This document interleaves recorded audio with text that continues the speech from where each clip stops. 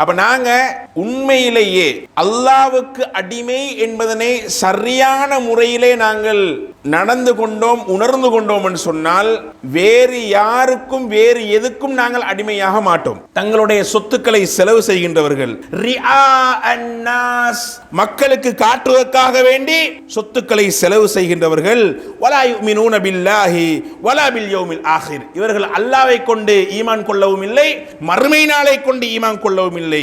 ஓ, கொடுத்தா எனக்கு இல்லாமல் போகும், கொடுத்தா எனக்கு இல்லாமல் போகும், என்னது குறைஞ்சிடும் அப்படி என்று சொல்லி ஷைத்தானுடைய ஊசலாட்டம் உண்மையான தக்குவாதாரிகளுக்கு வந்தால் அவங்க என்ன செய்வாங்க தெரியுமா? ததக்கரு, அல்லாஹ்வை நினைவுபடுத்துவார். இன்னல் ஹம்தலில்லாஹ் நஹ்மதுஹு வ நஸ்தஈனுஹு வ நஸ்தக்ஃபிருஹு வ நஊது பில்லாஹி மின் ஷுரூரி அன்ஃபுஸினா வ மின் ஸய்யிஆத்தி அமாலினா மை யஹ்திஹில்லாஹு ஃபலா முضில்ல லஹு வ மை யுضلل ஃபலா ஹாதிய லஹு. அஷ்ஹது அன் லா இலாஹ இல்லல்லாஹு வஹ்தஹு லா ஷரீக லஹு வ அஷ்ஹது அன்ன முஹம்மதன் அப்துஹு வ ரசூலுஹு அம்மா பஅத். ஃபகத் قال الله تعالى في القرآن العظيم يا أيها الذين آمنوا اتقوا الله حق تقاته ولا تموتن إلا وأنتم مسلمون. يا أيها الناس اتقوا ربكم الذي خلقكم من نفس واحدة وخلق منها زوجها وبث منهما رجالا كثيرا ونساء واتقوا الله الذي تساءلون به والأرحام إن الله كان عليكم رقيبا.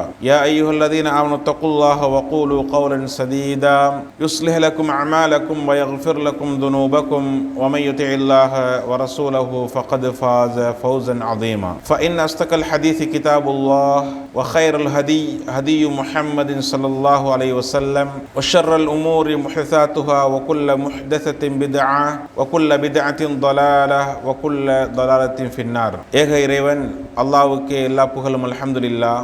இறுதி தூதர் முஹம்மது ஸல்லல்லாஹு அலைஹி வஸல்லம் அவர்கள் மீதும் அன்னாரின் வாழ்க்கை வழிமுறையை பின்பற்றி வாழ்ந்த சஹாபாக்கள், தாபிஈன்கள், இமாம்கள், மூமின்கள், நல்லவர்கள் அனைவர் மீதும் அல்லாஹ்வின் சாந்தியும் சமாதானமும் என்றென்றும் உண்டாகட்டுமாக என்று வேண்டியதன் பின்னால் அல்லாஹ்வும் அவருடைய தூதர் ஸல்லல்லாஹு அலைஹி வஸல்லம் அவர்களும் எவற்றையெல்லாம் எடுத்து நடக்கும்படி நமக்கு கட்டளையிட்டிருக்கின்றார்களோ அவற்றை முடிந்தளவு எடுத்து நடக்கும்படியும், அல்லாஹ்வும் இறுதி தூதர் ஸல்லல்லாஹு அலைஹி வஸல்லம் அவர்களும் எவற்றை விட்டு நம்மை தடுத்துள்ளார்களோ அப்படியான காரியங்களை விட்டு முற்றுமுழுதாக தவிர்த்து நடக்கும்படியும் முதலில் எனக்கும் அடுத்ததாக உங்களுக்கும் நல்லுபதேசம் செய்து இந்த ஹுதுபா பிரசங்கத்தை ஆரம்பம் செய்கிறேன். அன்பார்ந்த சகோதரர்களே, அல்லாஹ்வின் அடிமை என்ற தலைப்பிலே அல் குர்ஆன் சஹீஹான ஹதீஸ்களின் அடிப்படையில் ஒரு சில விடயங்களை உங்களுக்கு நினைவுபடுத்தலாம் என்று ஆசைப்படுகிறேன். உலகில் வாழ்கிற எந்த மனிதனாக இருந்தாலும் அவன் அல்லாஹ்வுக்கு அடிமையாகத்தான் வாழ வேண்டும் என்பது அல்லாஹ்வுடைய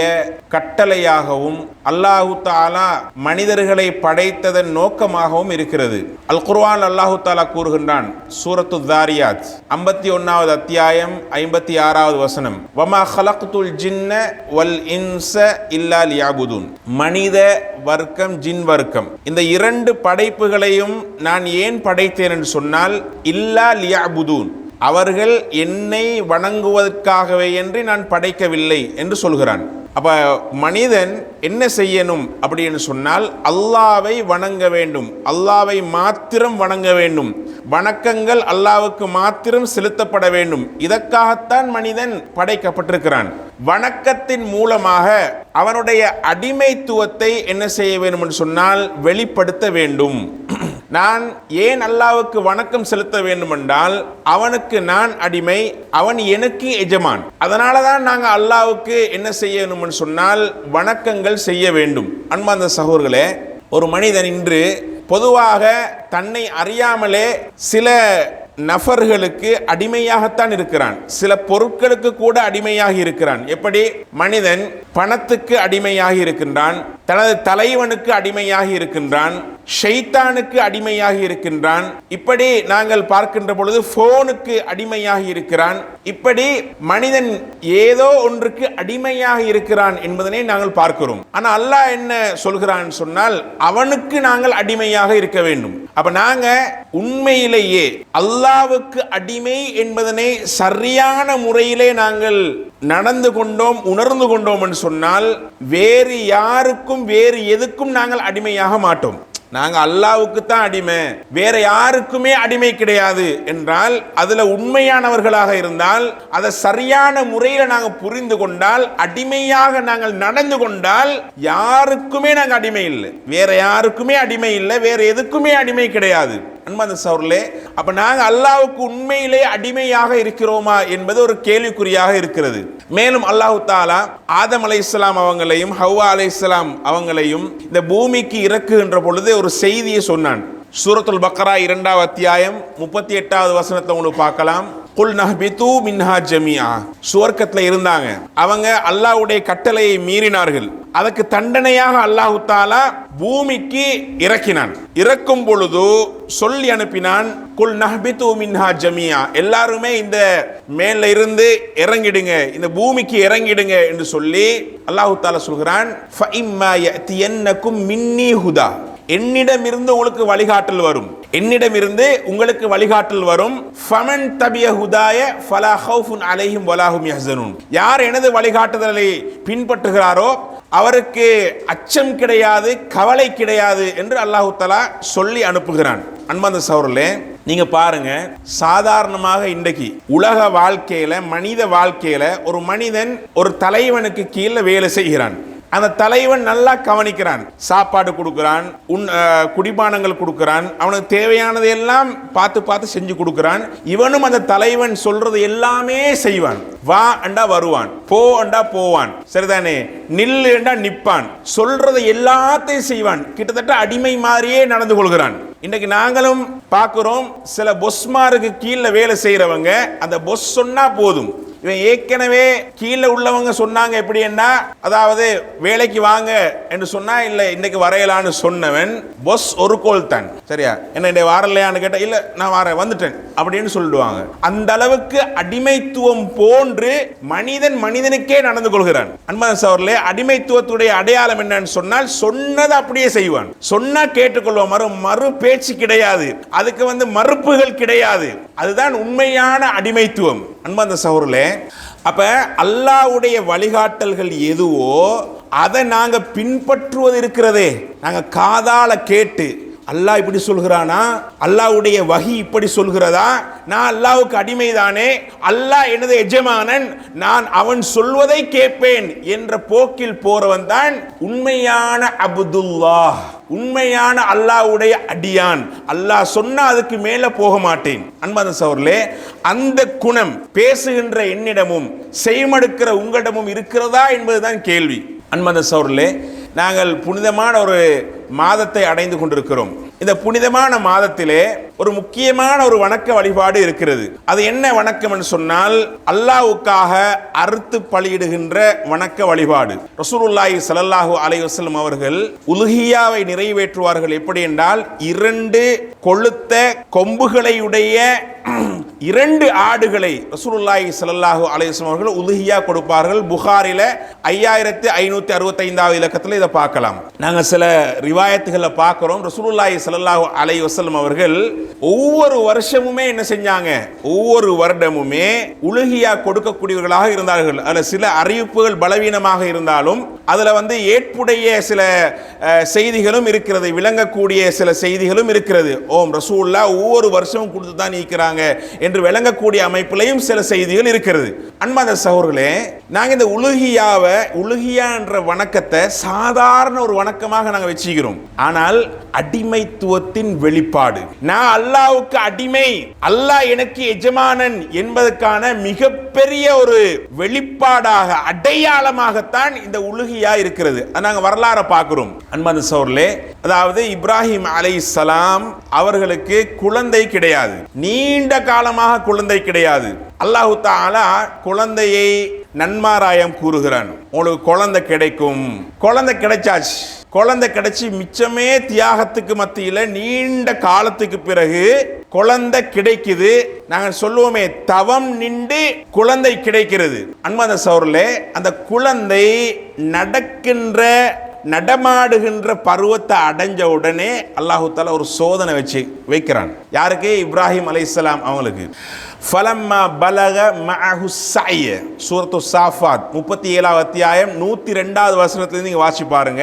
அல் குர்ஆன் மொழிபெயர்ப்ப அல்லாஹ் தஆலா சொல்கிறான், அதாவது அந்த குழந்தை இஸ்மாயில் அலைஹிஸ்ஸலாம் அவங்க பிறந்து வளர்ந்து நடமாடுகின்ற ஓடுகின்ற அந்த பருவத்தை அடைந்த பொழுது அந்த குழந்தைய இப்ராஹிம் அலைஹிஸ்ஸலாம் அழைத்து ஒரு வார்த்தை சொல்கிறார். என்ன சொல்கிறார்னு சொன்னால், கால இன்னி அராஃபில் மனாமி அன்னி அஸ்பஹுக் ஃபன்துர் மாதா தரா.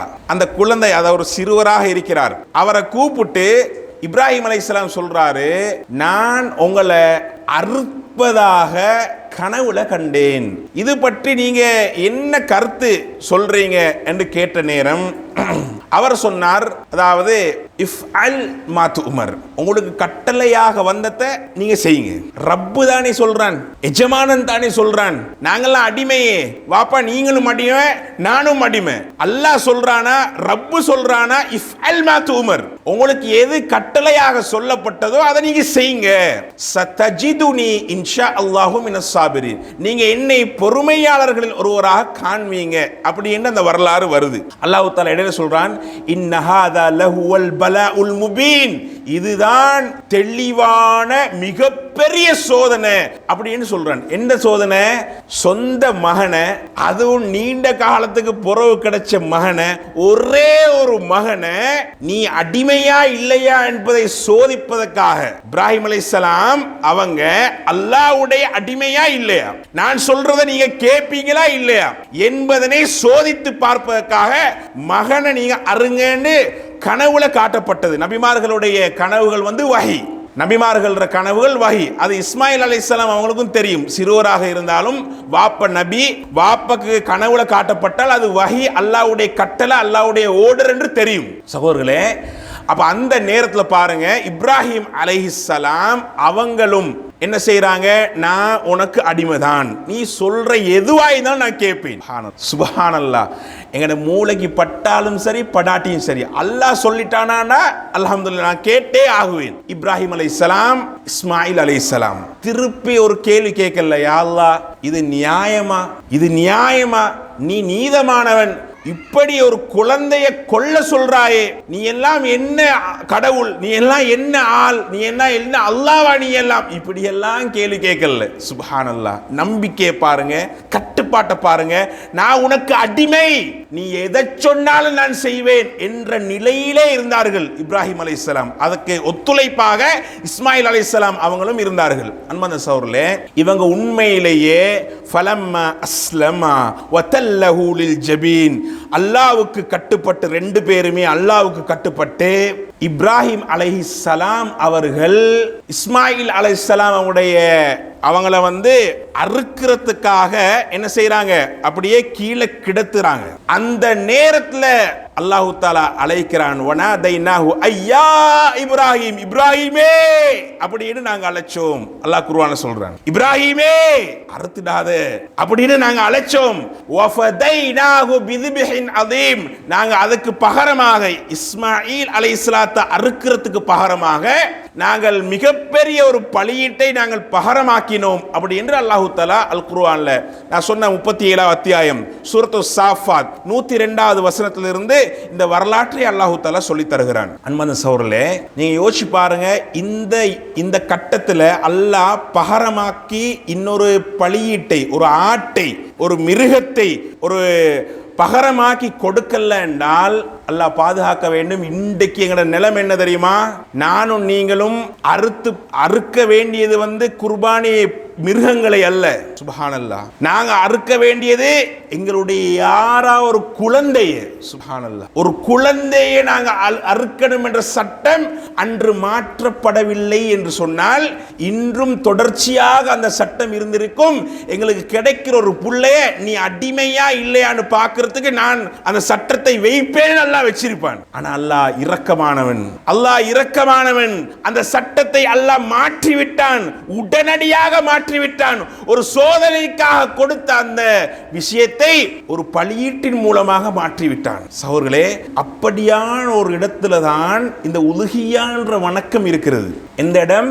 அதாவது எனது சொந்த ஒரு மகனை அறுக்க வேண்டிய இடத்துல தான் உலுஹியா என்ற ஒரு, அதாவது ஒட்டகத்தையோ மாட்டையோ ஆட்டையோ அறுத்து பலியிடுகின்ற அந்த வணக்கம் இருக்கிறது என்பதனை நானும் நீங்களும் மறந்துவிடக் கூடாது. இன்னைக்கு என்ன நடக்குது என்று சொன்னால், அன்பான சகோதரர்களே, நிறைய பேர் நாங்கள் இந்த உலுஹியா குர்பானுடைய காலம் வருகின்ற பொழுது வசதி உள்ளவங்கள்ட்ட கூட வசதி இல்லாமல் போய்விடுகிறது. என்ன செய்வாங்க அவங்க?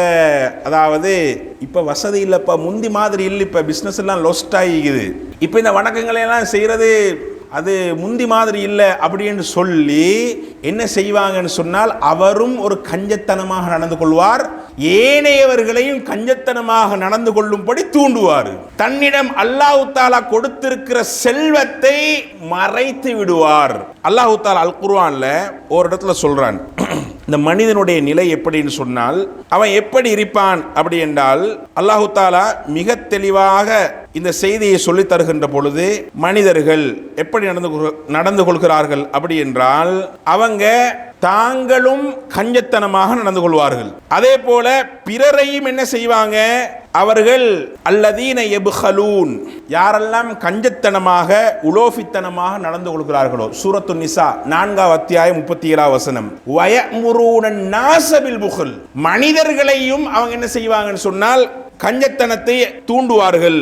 வயக்துமூன மா ஆதாகுமுல்லாஹு மின் ஃபத்லிஹ், அல்லாஹ் அவங்களுக்கு கொடுத்த செல்வங்களை, அல்லாஹ்வுடைய அருள்களை மறைத்து கொள்வார்கள். வஅதத்னா லில் காஃபிரீன அஸாபம் முஹீனா, இப்படியான நன்றி கெட்டவர்களுக்கு நாங்கள் இழிவான வேதனையை தயார்படுத்தி இருக்கிறோம் அப்படின்னு அல்லாஹ் தஆலா சொல்கிறான். மேலும் சொல்கிறான், வல்லதீன யுன்ஃபிகூன அம்வாலஹும், தங்களுடைய சொத்துக்களை செலவு செய்கின்றவர்கள், ரிஆ அன்னாஸ், மக்களுக்கு காட்டுவதற்காக வேண்டி சொத்துக்களை செலவு செய்கின்றவர்கள், வலா யுமினூன பில்லாஹி வலா பில் யௌமில் ஆகிர், இவர்கள் அல்லாஹ்வை கொண்டு ஈமான் கொள்ளவும் இல்லை, மறுமை நாளை கொண்டு ஈமான் கொள்ளவும் இல்லை. வமை யகுனிஷ் ஷைத்தானு லஹு கரீனா ஃபஸாஅ கரீனா, யார் ஷைத்தானுக்கு நண்பனாக இருக்கிறாரோ ஷைத்தான் மிக கெட்டவன் அப்படி என்று அல்லாஹ் தஆலா சொல்கிறான். அன்பான சகோதரர்களே, ரெண்டு விஷயம். ஒன்று, நாங்கள் செலவு செய்கின்ற பொழுது, அதாவது செல்வம் ரீதியான பண ரீதியான இபாதத்துகளை செய்கின்ற பொழுது நாங்கள் அல்லாஹ்வுக்காக செய்யணும், முதலாவது விஷயம். இரண்டாவது, மனிதர்களுக்காக ரியா முகஸ்துதிக்காக வேண்டி நாங்கள் செய்யக்கூடாது அப்படி என்றது அல்லாஹ் தஆலா சொல்லி தருகிறான். இந்த விஷயத்தை நாங்கள் உலுஹியா என்ற இபாதத்தோடு தொடர்பு படுத்தி பார்க்க வேண்டும். இன்னைக்கு சில பேர் கொடுக்கவே மாட்டாங்க, அவங்க கொடுக்கிறதே இல்லை. கொடுக்கிறவன் கூட எதுக்காக வேண்டி கொடுக்கிறான்னு சொன்னால், இப்போ உதாரணத்தை வைங்க, ஒருத்தர் கோடீஸ்வரன் அல்லது லட்சாதிபதி, அவர்கிட்ட வந்து பணம் இருக்குது, சொத்து இருக்குது, வசதி இருக்குது, மறுக்கவே இயலாது, ஆனா அவர் மறைக்கிறார். அல்லாஹ் சொல்றான், சில பேர் இருப்பாங்க அல்லாஹ் கொடுத்ததை மறைச்சு வச்சு கொள்வான், காட்டவே மாட்டான். யாருக்கு அவன் ஓதுறது என்னன்னு சொன்னா கஞ்சத்தனத்தை தான் ஓதுவான். இல்லப்பா இல்ல இல்ல இல்லன்னு சொல்லியே கஞ்சத்தனமாக நடந்து கொள்வான், ஆனா அல்லாஹ் கொடுத்து வச்சுக்கிறான். இவன் என்ன செய்வான்? மறைப்பான். அன்பான சகோதரர்களே, அப்ப உலுஹியா என்ற ஒரு கடமை வருகின்ற பொழுது என்ன செய்வாங்க தெரியுமா? அதாவது கிட்டத்தட்ட ஒரு 2 மாடு 3 மாடுகள் அளவு சாதாரணமாக கொடுக்கக்கூடிய வசதி இருக்கிறவங்க கூட 7 பேர் சேர்ந்து ஏழைகள் கொடுப்பாங்களே, அது ஒரு 30,000 40,000 வரக்கூடிய ஒரு அந்த மாதிரி ஒரு கட்டத்தில் என்ன செய்வாங்கன்னா சேர்ந்து கொள்வாங்க. இது எதுக்கு என்று கேட்டால், என்ன ஹாஜியார் நீங்க இந்த வருஷம் கொடுக்கல உலுஹியான்னு கேட்டால், நான் கொடுத்தேனே, நாங்க 7 பேர் சேர்ந்து கொடுத்தோம் என்று ஒரு பதில் சொல்றதுக்காக வச்சிருக்கிறாங்க. அது என்னத்துக்கு? மக்களுக்கு காட்டுவதற்காக. அன்பார்ந்த சகோதரர்களே, நாங்கள் அல்லாஹ்வுக்கு அடிமை என்பதனை வணக்கங்களின் ஊடாகத்தான் நாங்கள் அல்லாஹ்வுக்கு நிரூபிக்க வேண்டும், மக்களுக்கல்ல. நாங்கள் அல்லாஹ்ட அடிமை, அல்லாஹ்வின் அடிமைதான் என்பதனை எப்படி நிரூபிக்க வேண்டும் என்று சொன்னால், வணக்கங்களின் மூலமாக அல்லாஹ்விடம் நாங்கள் நிரூபிக்க வேண்டும். அப்ப அன்பார்ந்த சகோதரர்களே, நாங்கள் கணக்கு பார்க்கிறது எதுக்கு என்று சொன்னால், வீணான செலவுகளுக்கெல்லாம் நாங்கள் கணக்கு பார்க்கறது இல்லை. உதாரணத்துக்கு, நாங்கள் ஒரு சுற்றுலா போறோம், ட்ரிப் உண்டு, வீணன்னு சொல்ல முடியாது, நான் சும்மா சொல்றேன். அதாவது எது நன்மை தரக்கூடியதோ, எது இம்மைக்கும் மறுமைக்கும் பயன் தரக்கூடியதோ அதுக்கு அல்லாம நாங்க சாதாரணமாக எங்களோட ஒரு உலக இன்பத்துக்காக, ஹலாலான இன்பம், அதுக்காக நாங்க எவ்வளவு செலவழிக்கிறோம்னா ட்ரிப்புகள். நீங்க பாருங்க, உங்களோட குடும்பங்கள்ல ஏற்பாடு செய்கிற சுற்றுலாக்கள், உங்களோட நண்பர்கள் எல்லாம் சேர்ந்து ஏற்பாடு செய்கிற சுற்றுலாக்களை பாருங்க, கணக்கெல்லாம் பார்க்கறதில்ல, போய் வந்து தான் கணக்கு பார்க்கறது. எவ்வளவு செலவழிக்க முடியுமோ, 1 லட்சமா 2 லட்சமா 5 லட்சமா பரவாயில்லை, ஒரு 12 பேர் சேர்ந்து போறாங்கன்னா அதுல 2 பேர் நல்ல வசதி உள்ளவதான் இருப்பான், அவன் பொறுப்பெடுப்பான். நீங்க எல்லாம் பயப்படாதீங்க, நான் தான் கூட்டிட்டு போறேன்னு சொல்லி ஒரு 2 லட்சம் பில் ஆகிக்கும், பரவாயில்லை. என்ன செய்வாங்க, அதெல்லாம் நாங்க பிள்ளைகளுக்கு, மனைவி பிள்ளைகளுக்கு நாங்க பெருநாள் ஆடை எடுக்கிறோம். சரிதானே? ஒரு பிள்ளைக்கு ஒரு ஆடை அல்ல, ஒரு பிள்ளைக்கு ஒரு ஆடை அல்ல, ஒரு பிள்ளைக்கு குறைஞ்சது 3, மனைவிக்கு குறைஞ்சது 5 நாங்க எடுக்கிறோம். இல்ல இல்ல இல்ல பணம் இல்ல, சொத்து இல்ல, எல்லாம் பிசினஸ் லொஸ்ட்னு சொல்ற எல்லாருமே, நானும் உட்பட என்ன செய்யறோம்னு சொன்னால், நாங்க எங்கட தேவைகளுக்கு நாங்க செலவழிச்சிட்டு தான் இருக்கிறோம் அன்பான சகோதரர்களே. ஆனா உலுஹியாண்டு வந்தா, அல்லாஹ்வுக்காக அறுத்து பலியிடுவது என்று வந்தா, அதுவும் எங்கட ஒரு புள்ளைய அறுக்கின்ற இடத்துல நாங்க ஒரு மிருகத்தை வைக்கிறோம், அல்லாஹ் எங்களுக்கு பகரமாக்கி தந்திருக்கிறான் என்ற இடத்துல நாங்க செய்யற ஒரு வணக்கம், அதுக்கெல்லாம் நாங்க என்ன செய்யறோம், இந்த வருஷம் இல்ல அடுத்த வருஷம் பார்ப்போம், அடுத்த வருஷம் பார்ப்போம் என்று சொல்லி நாங்கள் பிற்படுத்துகின்ற நிலையை பார்ப்போம். இதுக்கெல்லாம் மிக முக்கியமான காரணம் அன்பான சகோதரர்களே, நாங்க ஏன் அல்லாஹ்வுக்கு அடிமையாக இருக்க முடியாது, ஏன் அந்த அடிமைத்துவத்தை எங்களுக்கு வெளிப்படுத்த முடியாது, யார் தடையாக இருக்கிறான் அப்படின்னா ஷைத்தான் தடையாக இருக்கிறான். ஷைத்தான் என்ன செய்வான், கால ரப்பி பிமா அக்வைதனி, யா அல்லாஹ் என்னை நீ வழிகெடுத்ததன் காரணமாக லஅகுதன்ன லஹும் சிராத்தகல் முஸ்தகீம், அதாவது இந்த மனிதர்கள் இருக்கிறார்களே, இவர்கள் நேரான வழியில் பயணிக்கின்ற பொழுது அதுக்கு எதிராக நான் உட்கார்ந்து கொள்வேன், அவங்கள நேரான வழியில நான் போக விட மாட்டேன். உனக்கு அடிமைத்துவத்தை நீ அவன் மனிதர்களுடைய எஜமான், அதே போன்று மனிதர்கள் உனது அடிமை என்று காட்டுகின்ற, வெளிப்படுத்துகின்ற இடங்கள்ல எல்லாம் நான் என்ன செய்வேன், குறுக்கே நிப்பேன், உட்காருவேன் என்று அவன் வாக்களிக்கிறான். அன்பான சகோதரர்களே, சும்ம லஆத்தியன்னஹும் மின் பைனி ஐதீஹிம் வமின் கல்ஃபிஹிம் வஅன் ஐமானிஹிம் வஅன் ஷமாயிலிஹிம். நீங்க சூரத்துல் அஅராஃப் 7வது அத்தியாயம் 16வது வசனத்திலிருந்து நீங்க வாசி பார்த்தீங்கன்னு சொன்னால் இந்த செய்தியை அல்லாஹ் தஆலா சொல்லி காட்டுகிறான். என்னது, ஷைத்தான் மனிதர்களுடைய வலப்பக்கமாக, மனிதர்களுடைய இடப்பக்கமாக, முன்பக்கமாக, பின்பக்கமாக எல்லாம் வழிகெடுப்பதற்கான முயற்சியை செய்து கொண்டிருக்கிறான். அல்லாஹ்வுக்கு அடிமையாகிற செயற்பாடுகளை, இபாதத்துகளை, வணக்கங்களை நாங்கள் செய்கின்ற பொழுது அதனை செய்ய விடாது தடுத்து கொண்டிருப்பான். அன்பான சகோதரர்களே, இன்னொரு வசனத்தில் அல்லாஹ் தஆலா சொல்கிறான், அஷ்ஷைத்தானு யஇதுகுமுல் ஃபக்ர். நீங்க அல்லாஹ்வுடைய பாதையில செலவு செய்யணும், ஒரு வணக்கத்தை செய்யணும், நன்மை பெறணும், உலுகியா கொடுக்கணும், அப்படி என்று நீங்க வந்தீங்க என்றால் அஷ்ஷைத்தானு யஇதுகுமுல் ஃபக்ர். ஷைத்தான் என்ன செய்வான் தெரியுமா, நீ கொடுத்துடாத, உனக்கு இல்லாமல் போகும். உனக்கு எத்தனை தேவை இருக்குது, உனக்கு எத்தனை தேவை இருக்குது, இந்த வருஷத்துல எத்தனை தேவை இருக்குது, உனக்கு புள்ள குட்டிட்டு தேவை, ஊட்டு தேவை, ரைட், உம்மா பாப்பா கொடுக்கணும், இப்படி என்று சொல்லி எத்தனை தேவை இருக்குது, கொடுத்துடாத இல்லாம போகும், வறுமை ஏற்படும், நீ கொடுத்தோ உனக்கு இல்லாம போயிடும். அப்படி என்று ஷைத்தான் என்ன செய்வானாம், அல்லாஹ் தஆலா சொல்கிறான், யஇதுகுமுல் ஃபக்ர், வறுமையை வாக்களிப்பான்.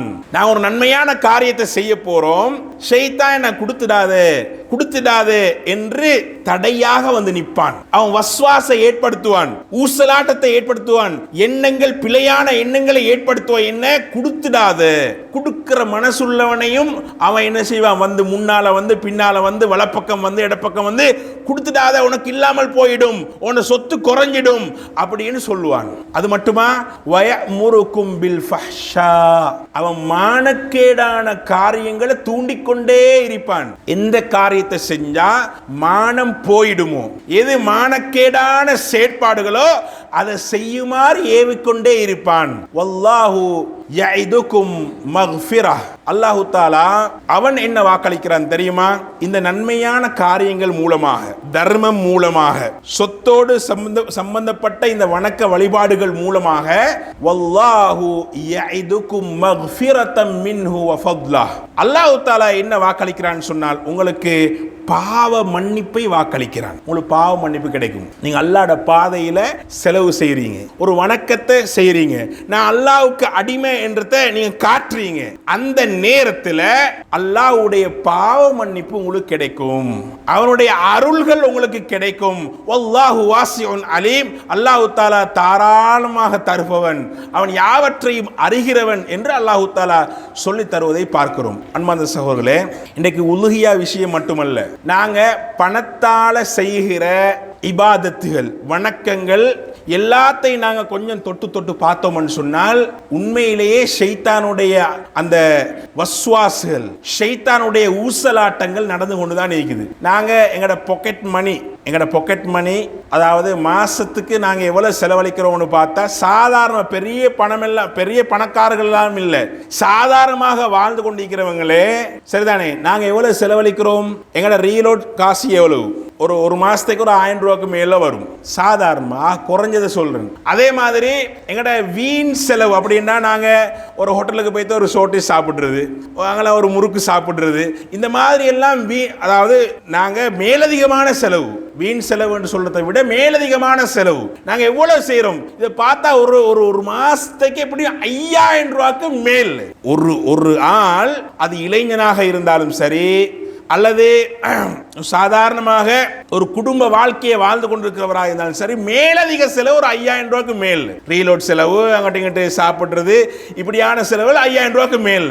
ஆனா பள்ளிக்கு சந்தா கட்டுங்க என்று சொன்னால் அன்பார்ந்த சகோதரர்களே, இன்றைக்கும் நீங்க தனிப்பட்ட முறையில் என்கிட்ட கேட்ட நான் சொல்லுவேன், இன்றைக்கும் 50 ரூபாய் மாசம் சந்தா கட்டுற ஊர்கள் இருக்குது. சுபஹானல்லாஹ், 50 ரூபாய். அன்பார்ந்த சகோதரர்களே, முஅத்தின் போய் கேட்பாரு, சந்தாக்கு பொறுப்பானவர் போய் கேட்பாரு, என்னவாப்பா 50 ரூபா தான் தாரீங்களா, ஒரு 100 ரூபா சரி தாங்களேன்னு கேட்டால் கஷ்டம். இத்தனைக்கும் ஒரு கடை வச்சுக்கிறாரு, ரைட்? கடையில ஒரு 5 லட்சத்துக்கு மேல சாமான் இருக்குது குறைஞ்சது. அவர் சொல்றாரு மாசத்துக்கு 50 ரூபாய்க்கு மேல தர இயலாது. பிசினஸ் இல்ல. சுப்ஹானல்லாஹ், சுப்ஹானல்லாஹ். அஷ்ஷைத்தானு யஇதுகுமுல் ஃபக்ர். ஷைத்தான் என்ன செய்கிறான்? உங்களுக்கு வறுமையை பயங்காட்டுகிறான். உனக்கு வறுமை வரும்.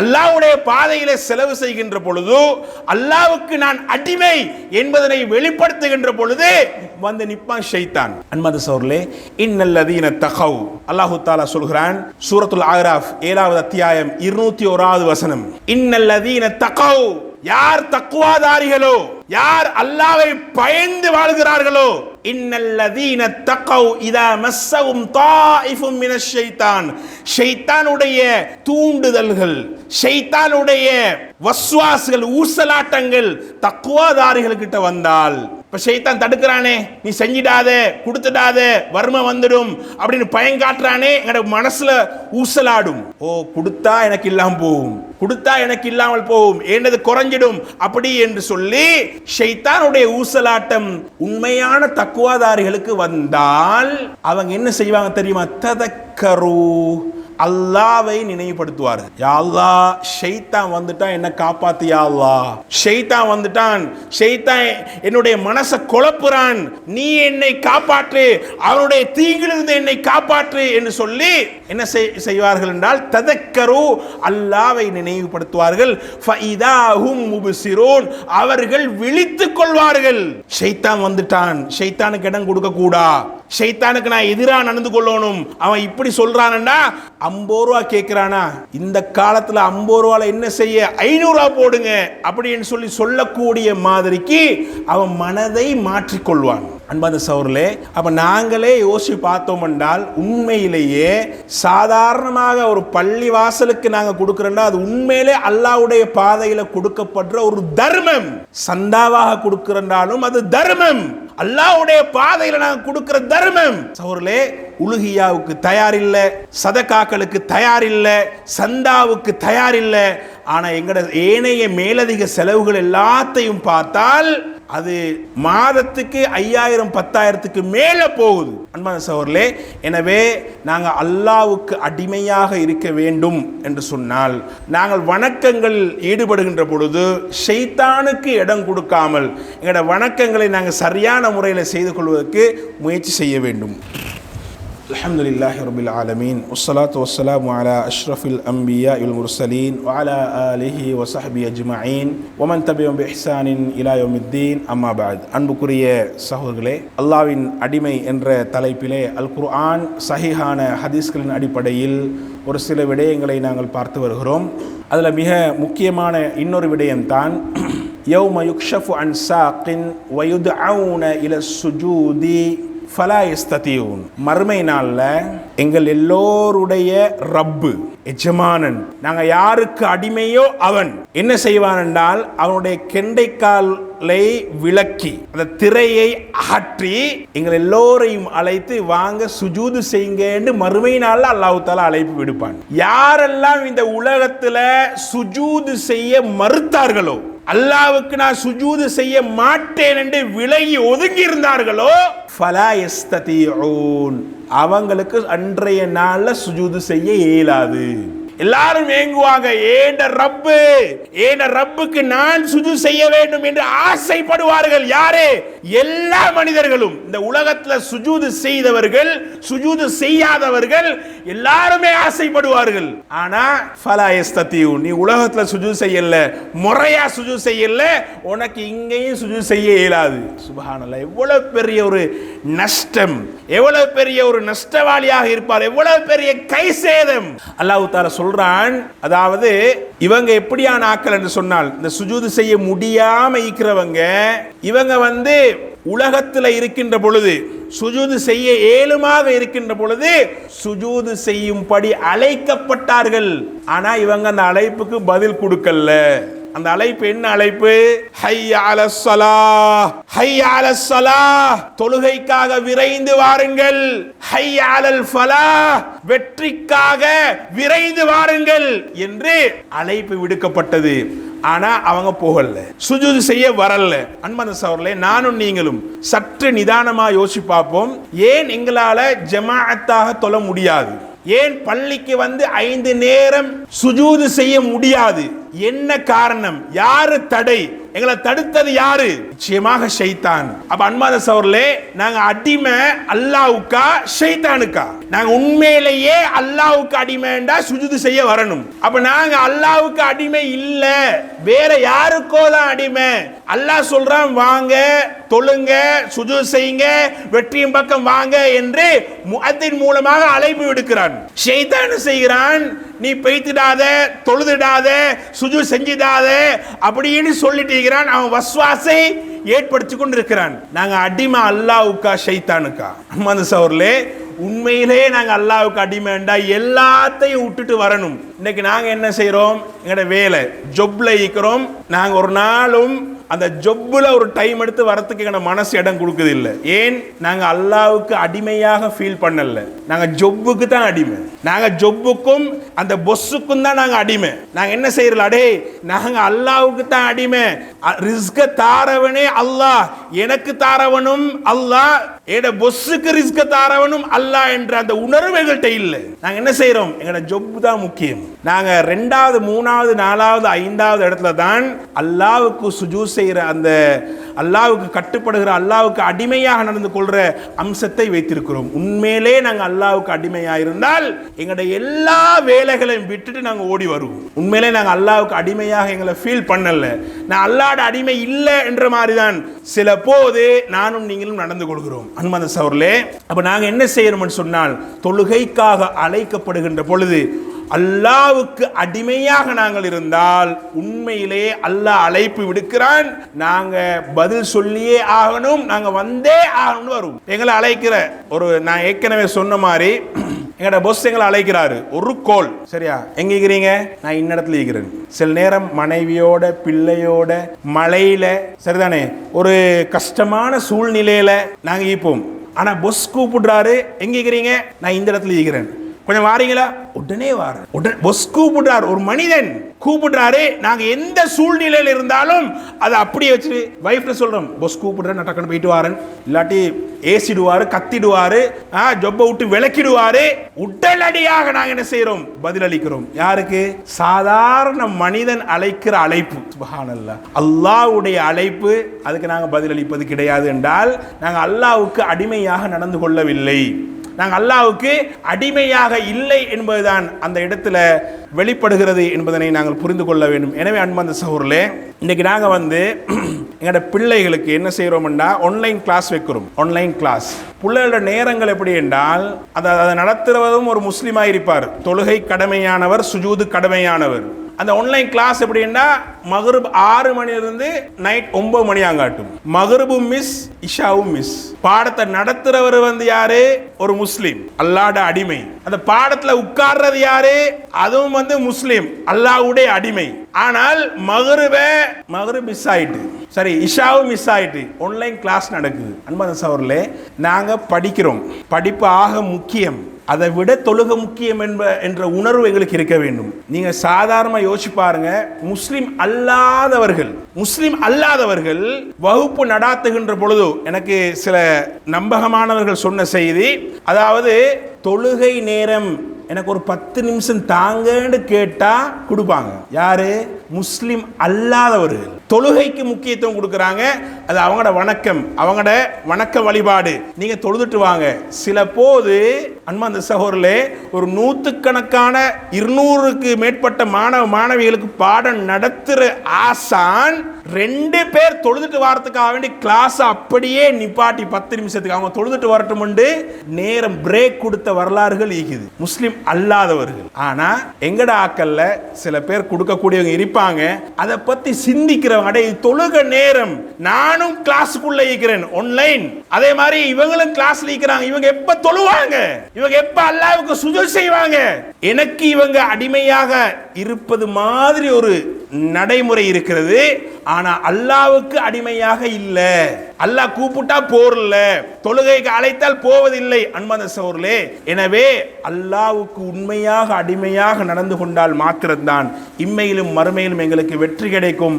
அதனால நாங்கள் வணக்கங்களினூடாகத்தான் அடிமையாக வேண்டும், அடிமைத்துவத்தை வெளிப்படுத்த வேண்டும். அடிமைத்துவத்தின் அடையாளமே வணக்கங்கள் தான் என்பதனை நாங்கள் புரிந்து அதன்படி செயல்பட அல்லாஹு தாலா பேசுகிற எனக்கும் செய்மடுக்கிற உங்களுக்கும் அருள் புரிய வேண்டும் என்று கேட்டு விடைபெறுகிறேன். வஆகிரு தஅவானா அல்ஹம்துலில்லாஹி ரப்பில் ஆலமீன்.